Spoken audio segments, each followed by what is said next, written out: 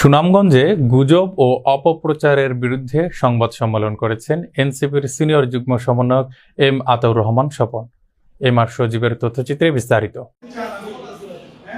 শনিবার সকাল 11টায় সুনামগঞ্জের পানসি রেস্টুরেন্টের হলরুমে তার বিরুদ্ধে বিভিন্ন গণমাধ্যমে প্রকাশিত সংবাদের প্রতিবাদে তিনি এই সংবাদ সম্মেলন করেন। লিখিত বক্তব্যে আতাউর রহমান স্বপন বলেন, গত 10 সেপ্টেম্বর দোয়ারাবাজার উপজেলার চকবাজারস্থ নৌকাঘাট দখল সংক্রান্ত বিষয়ে তাকে জড়িয়ে যে সংবাদ পরিবেশন করা হয়েছে তাতে তার কোনো সংশ্লিষ্টতা নেই। উপজেলার নির্বাহী অফিসারের নির্দেশে ইউনিয়ন পরিষদের তত্ত্বাবধানে কিছু শর্তের ভিত্তিতে এলাকার লোকজনকে এই নৌঘাটটি পরিচালনার দায়িত্ব দেওয়া হয়েছে। সংবাদ সম্মেলনে আতাউর রহমান স্বপন এসব পরিকল্পিত গুজব ও অপপ্রচারের তীব্র নিন্দা ও প্রতিবাদ জানান। এ সময় উপস্থিত ছিলেন জুলাই রেভলিউশনারি অ্যালায়েন্সের সুনামগঞ্জ জেলা আহ্বায়ক জহুর আলী, জাতীয় নাগরিক পার্টির জেলা কমিটির সদস্য আব্দুর রহমান দুলাল, দোয়ারাবাজার উপজেলা আহ্বায়ক আব্দুল সোবহান সহ অন্যান্য স্থানীয় গণ্যমান্য ব্যক্তিবর্গ।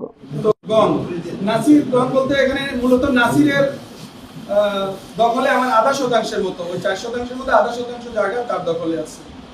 এখানে যে মানববন্ধনটা করছে, মানববন্ধনটা নাসির এবং তার ভাই আবুল কালাম, তারা যাতে আমার এই জায়গা দখল ফরিদ আহমেদ তারেকের সাথে যোগ সাজসে তার ভাই কালাম ও বাতিজা জুয়েলকে সহ আরো কিছু ভাই বাতিজা নিয়ে আমার বিরুদ্ধে মিথ্যা অভিযোগ এনে চকবাজারে মানববন্ধন করে।